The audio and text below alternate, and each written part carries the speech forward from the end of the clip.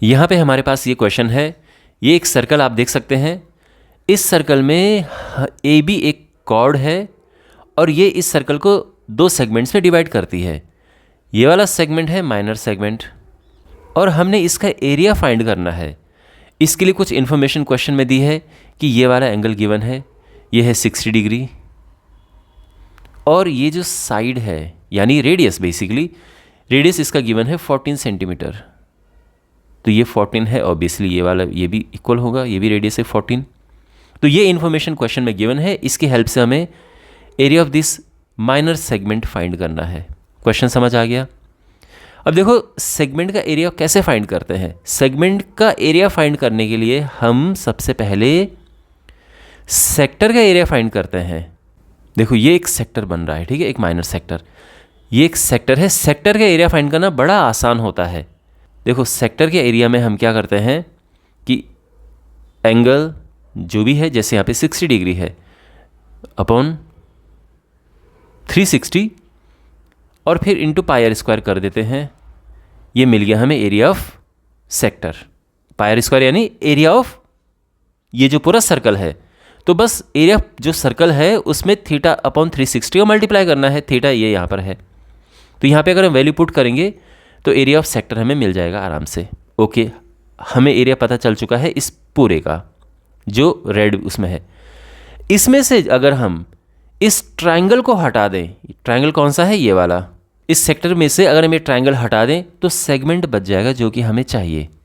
और area of this triangle कैसे निकलेगा तो वो मैं अभी आपको बता दूंगा। एरिया ऑफ ट्रायंगल फाइंड करके हमें माइनस करना है। तो बेसिकली आपको समझ आ गया है कि हमने कैसे इस क्वेश्चन को करना है, ठीक है। अब मैं आपको स्टेप वाइज करके प्रॉपरली जैसे लिखते हैं, जैसा आप एग्जाम में लिखेंगे वैसा करके बताता हूँ। So let the radius of the circle be R. Now area of the sector formula theta upon 360 into pi R square. अब यहाँ पे वैल्यूज़ पुट करते हैं। थीटा है 60 डिग्रीज अपॉन 360 इंटू 22/7। देखो 22/7 हमें यहाँ पे रखना चाहिए क्योंकि आर एक ऐसा रेडियस, एक ऐसा नंबर दिया है जो 7 से कट जाता है। तो जब भी इस तरह से मिलता है 22/7 रखना चाहिए इंटू 14।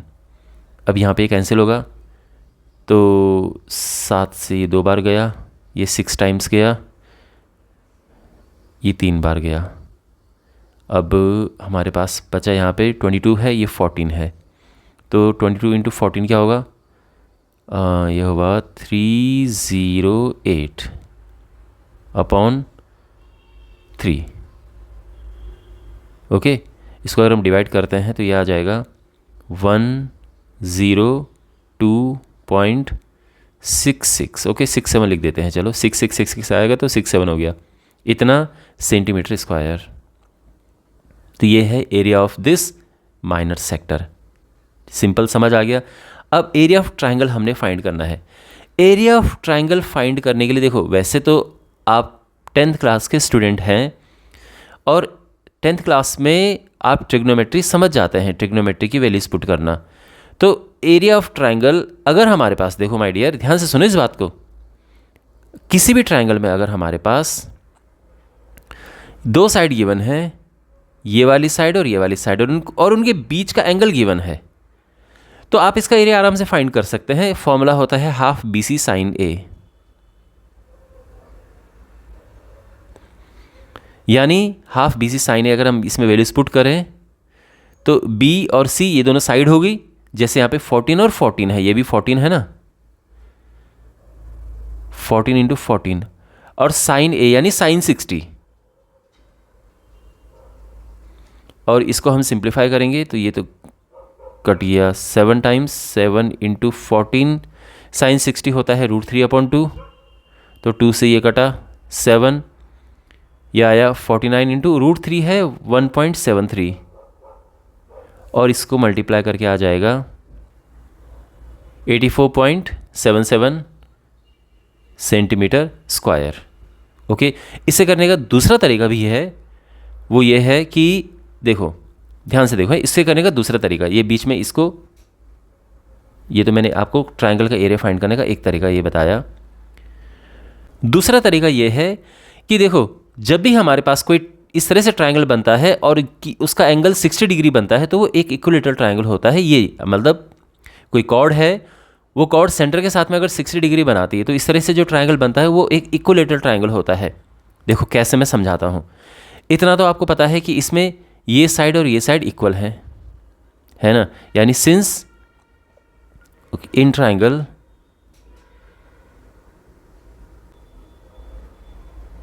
AOB, इस ट्रायंगल में OA is equal to OB है, तो उससे क्या होगा, देयरफॉर मतलब सिंस ये है तो उससे क्या होगा कि एंगल OAB यानी ये एंगल और ये एंगल इक्वल हो जाएंगे। इक्वल साइड के सामने इक्वल एंगल्स होते हैं, तो ये एंगल्स इक्वल हो गए हैं। ठीक है, angle OAB is equal to angle OBA, ये दोनों एंगल इक्वल हो गए हैं। इतना तो समझ आ गया। अब देखो, ये जो एंगल है इसको आसानी के लिए मैं एक काम कर लेता हूं, इसको मैं x ले लेता हूं, ये भी x और ये भी x, तो उससे क्या होगा, देयरफॉर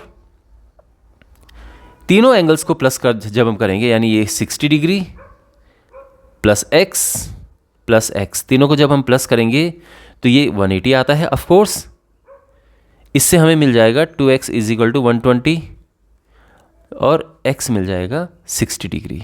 तो कहने का यह मतलब है कि ये 60 हो गया है, तो ये 60 है, ये 60 है, ये 60 है, तो इससे क्या होगा, तीनों ही एंगल 60 डिग्री हो गए हैं। आप समझ गए यहाँ पर क्या है कि देयरफॉर जो एंगल OAB है वो एंगल है इक्वल टू OBA और वही इक्वल है एंगल AOB। तीनों एंगल्स इक्वल हो गए हैं, सभी 60 डिग्री के हैं। Therefore it's an equilateral triangle, और इक्विलेटरल ट्रायंगल का एरिया क्या होता है, सो देयरफॉर जो एरिया है ऑफ ट्रायंगल AOB ये हो जाएगा, देखो √3/4 इंटू साइड स्क्वायर, कोई भी एक साइड ले लो क्योंकि तीनों इक्वल हैं। साइड का स्क्वायर पहले फॉर्मूला ही लिख देता हूं मैं, √3 है 1.73 और साइड है 14, तो स्क्वायर में है 14 इंटू 14 कर देते हैं। ये 2 से कटा, ये आया 7, फिर ये कटा, ये आया 7 और ये आ चुका है 1.73 इंटू 49। और आप नोटिस करेंगे सेम सिचुएशन आ रही है जो यहाँ पे थी, तो ये आ जाएगा 84.77 सेंटीमीटर स्क्वायर। Got it. तो यहाँ पे एरिया ऑफ माइनर सेक्टर हम पहले ही निकाल चुके थे, एरिया ऑफ ट्रायंगल हम ये निकाल चुके हैं, हमने इन्हें माइनस करना है और आ जाएगा हमारा area of this minor segment जो रिक्वायर्ड एरिया है। तो हम लिखेंगे therefore the required area of the sector AOB minus area of the triangle AOB।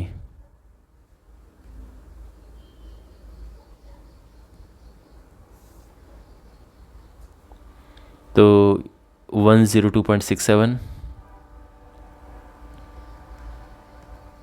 Minus 84.77 और यह आ जाएगा यहाँ पे माइनस करके 0, 16 में से 7 गया, 9 और 7 16, 11 में से 8 गया 7, 9 में से 8 गया 1, 17.90 इतना सेंटीमीटर स्क्वायर, यह हमारा आंसर है। आई होप आपको ये सोल्यूशन अच्छे से समझ आया होगा। इस सैम्पल पेपर के बाकी सॉल्यूशंस के लिए डिस्क्रिप्शन बॉक्स में प्लेलिस्ट चेक करें।